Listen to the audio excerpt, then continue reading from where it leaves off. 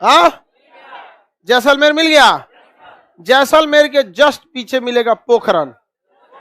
कौन सा जगह है? पोखरण। भारत का परमाणु परीक्षण कहाँ हुआ था? पोखरण। कहाँ हुआ था? पोखरण। हालांकि हम लोगों ने बहुत पहले 1974 में कर दिए थे। 1974 नाम था इसका smiling Buddha. Smiling Buddha, smiling Buddha. लेकिन ये सक्सेस ही नहीं हुआ, फूस दे करके रह गया। ऐसे फूस कर नहीं, बम फोड़ते हैं दीपावली वाला। अब बदनामी अलग हो गया, क्योंकि देखिए सीटीबीटी नियम के हिसाब से कोई भी देश परमाणु परीक्षण नहीं कर सकता। यह बहुत टफ नियम है सीटीबीटी का नियम। इसके तहत कोई भी देश परमाणु परीक्षण नहीं कर सकता। और एक हद तक ये परमाणु बम पर रोक लगाया गया तो ये भी सही है। सब देश के पास परमाणु बम हो जाएगा, दिक्कत हो जाएगा ना। कोनो मार, अब यूक्रेन के पास रहता तब मार दिया रहता अब तक उनको। तो किसके ऊपर? पुतिन के ऊपर मारता। समझ आ गया कि नहीं आ गया? बहुत भयानक मार देता। जापान के पास रहता तो भी मारता। सबसे बड़ी समस्या देखिएगा, इस पृथ्वी का अंत कहीं ना कहीं होगा तो किसी आतंकवादी के हाथ जैसे परमाणु बम लग गया, मार देगा, इसे फेंक देगा कहीं हो, बाद में पता चलेगा अपने देश में पटक दिया। तो परमाणु बम पर रोक लगाना जरूरी था।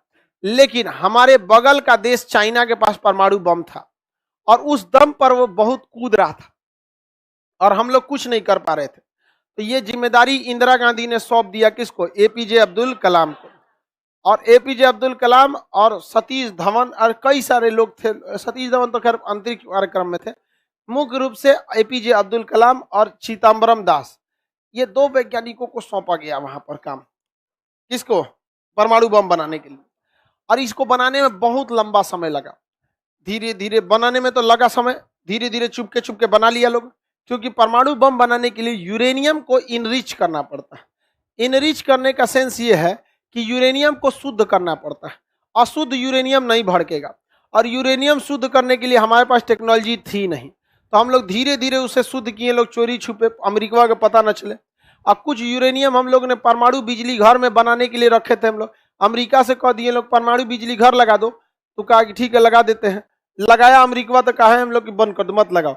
कहा रे हमारा आधा खर्चा हो गया इसमें। कहा कि हमारे पास यूरेनियम ही नहीं है। अमेरिका का कोई बात नहीं, हम देंगे। भारत ने कहा ये तो चाहिए था हमरा।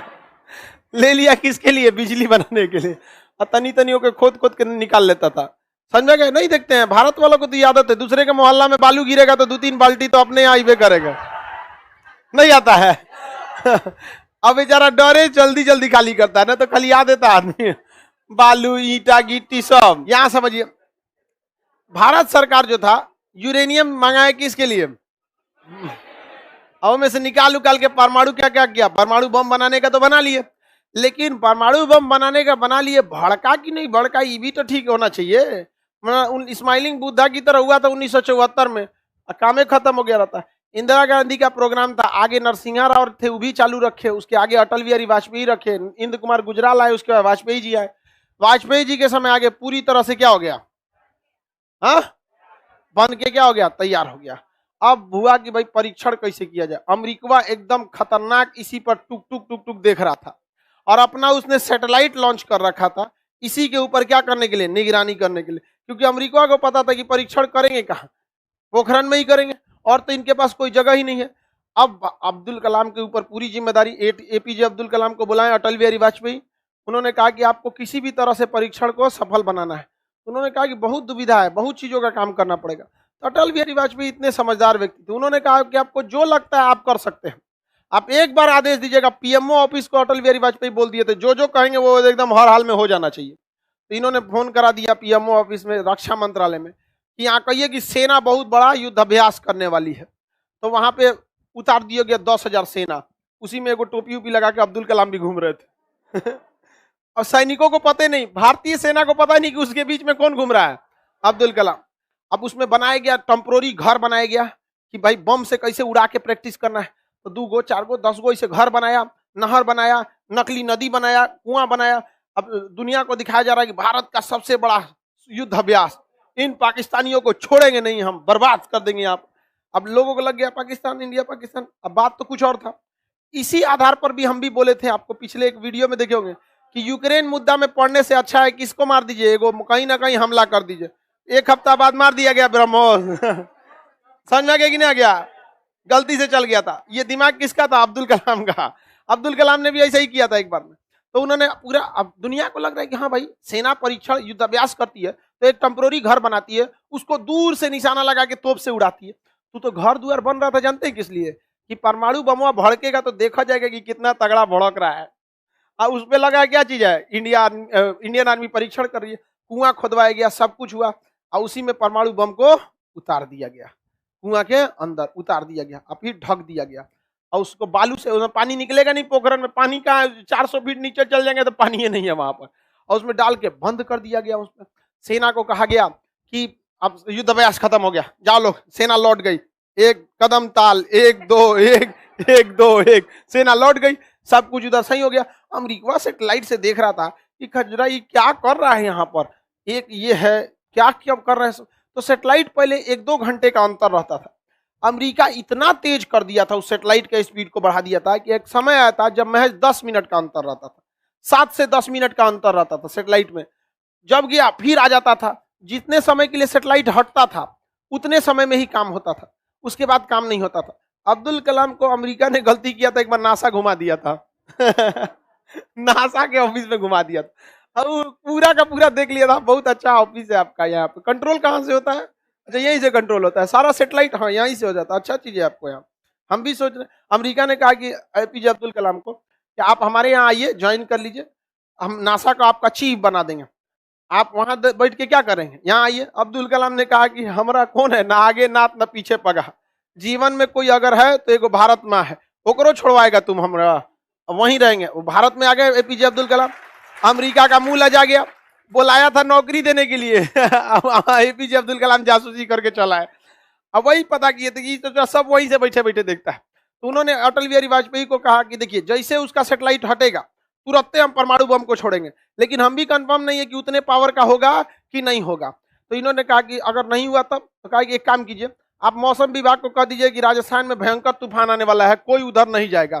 तुरंत एपीजे सारा पावर दिए गया था अब्दुल कलाम को। इन्होंने मौसम विभाग को कहा, मौसम विभाग हाई अलर्ट जारी कर दिया, तूफान आने वाला है, भयानक तूफान चक्रवात, कोई नहीं जाए, कोई नहीं जाए। और जैसे उसका सेटेलाइट हटा तैसे इधर से क्या हुआ, परमाणु बम का परीक्षण हुआ, भयानक परीक्षण हुआ। जितना सोचा गया था उससे 10 गुना ज्यादा शक्तिशाली निकला परमाणु बम, एकदम दहला दिया राजस्थान का पोखरण का एरिया। पाकिस्तान में भूकंप आ गया, मारा यहां हुआ, भूकंप आ गया। इतना भयानक तहलका हुआ, गर्दा उड़ गया पूरा यहां पर। अब उधर से भारत ने पहले बोल के रखा था कि क्या होने वाला है, तूफान आने वाला है। भारत ने हल्ला कर दिया, कोई किसान नहीं जाए, तूफान आने वाला है। उसका सेटेलाइट दोबारा चक्कर लगा के आया, देख रहा है गर्दा उड़ल रही है। तू फोटो भेजा कहां पर, अमेरिका सेटेलाइट हुआ कि देखो गर्दा उड़ा दिया यहाँ पे। तू वहां का वैज्ञानिक सब कहा, ओहो वो तूफान आया है, बोलिए रहा वहां का मौसम विभाग तूफान आया है। तो सेटेलाइट फिर गया था, फिर एगो दहलका उड़ा दिए हैं, दूसर का फोड़ दिया, वो भी तगड़ा निकला। फिर एगो फोड़ दिया, तीसर का, वो भी तगड़ा निकला। अमेरिका को पता चल रहा है कि तूफान आया है। उस समय अमेरिका 700 करोड़ रुपया खर्चा किया था केवल सेटेलाइट बनाने के लिए। इतना पावरफुल सेटेलाइट था कि राजस्थान के पोखरण में खड़े सैनिक के घड़ी में कितना बज रहा है वो देख लेता था सेटेलाइट से। उतना पावरफुल था 1998 का वो सेटेलाइट। और केवल इसीलिए अमेरिका लगाया था कि भारत परीक्षण क्या कर रहा है क्या नहीं कर रहा है, भारत के आगे जुगाड़ के आगे टिकेगा। जब एकदम जुगाड़ के आगे, भारत के आगे टिक पाएगा, यहाँ पर नहीं हो पाया। परीक्षण कर दिया, 3 गो परीक्षण हो गया, पता नहीं चला अमेरिका को क्या है। 11 मई 1998 कितना परीक्षण हो गया, 3, अमेरिका को पता नहीं चला। तो अटल बिहारी वाजपेयी ने अब्दुल कलाम को फोन किया कि क्या सब समाचार है। कहा कि फोर तो तीनों दिए हैं, तीनों एकदम उम्मीद से तगड़ा है, जितना सोचे थे उससे 10 गुना तगड़ा है, अमेरिका को भी पता नहीं चला है। अटल बिहारी वाजपेयी ने कहा कि जब आप कंफर्म है ना कि सक्सेस है, कहा कि हाँ सक्सेस है।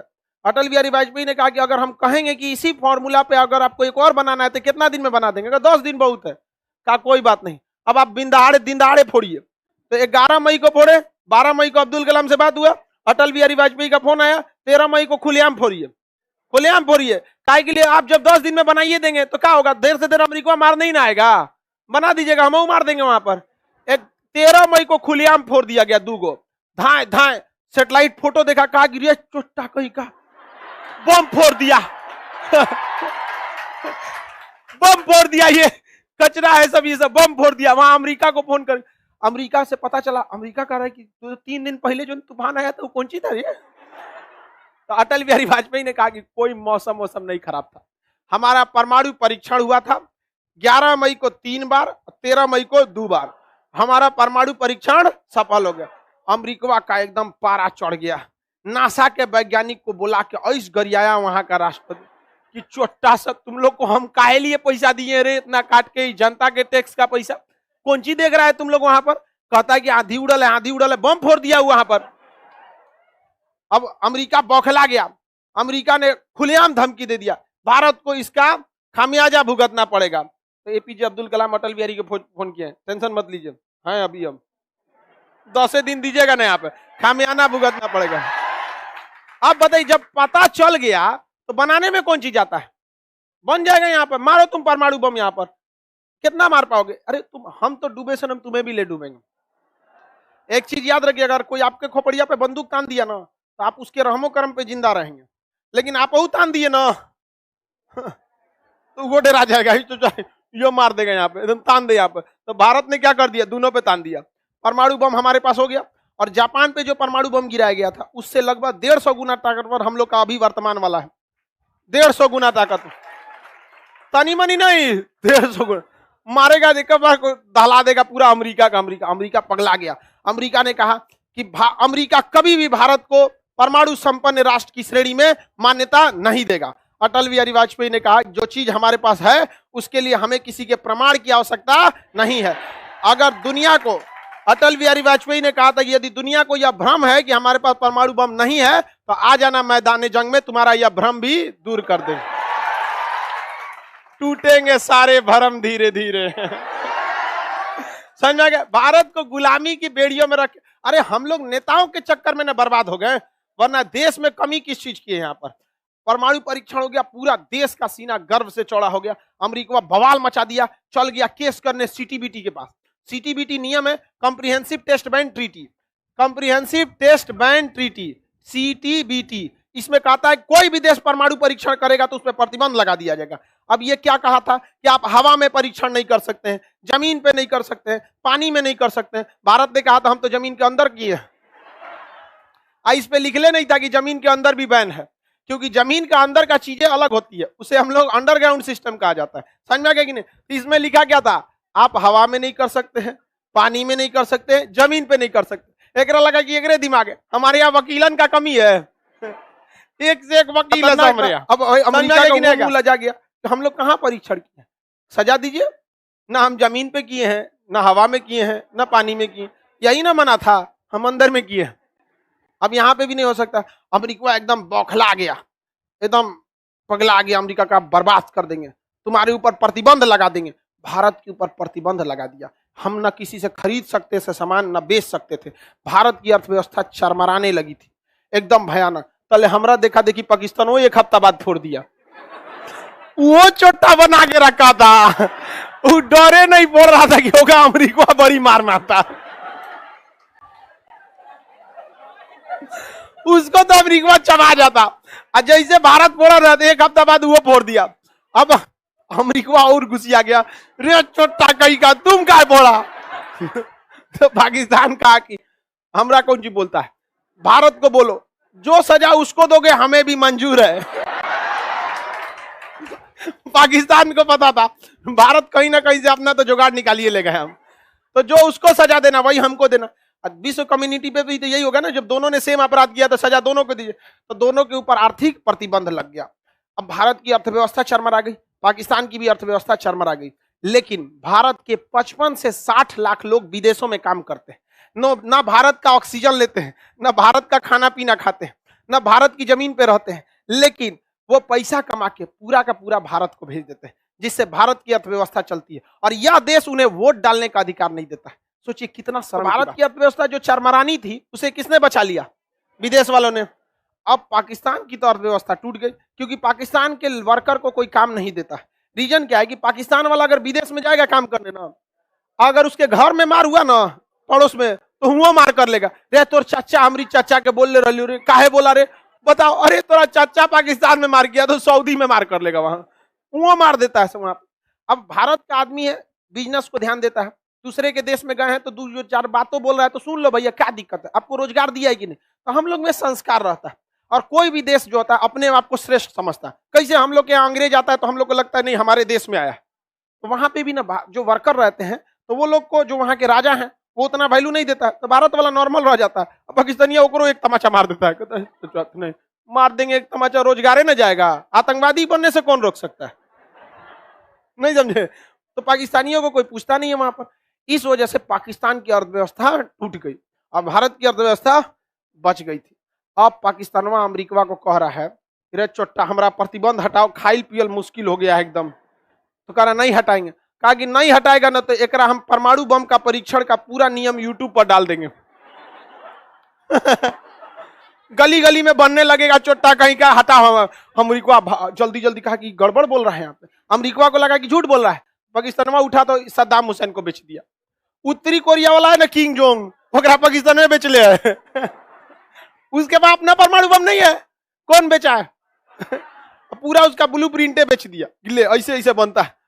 अब अमेरिका माथा पीट रहा है, ये चोट्टा कहीं का एकरा तो हम का समझाएं यहाँ पे, कहा कि हम का करें, भूखे नहीं ना मरेंगे, हम बेच देंगे, इंटरनेट पे डाल देंगे, गूगल सब पे डाल देंगे। कहा कि गूगल पे डाल दोगे तो गूगल हमरे ना है, बंद करा देंगे। तो कितना बंद कराएगा? फेसबुक, यूट्यूब, ट्विटर, कहीं अखबार में निकाल के छपवा दो।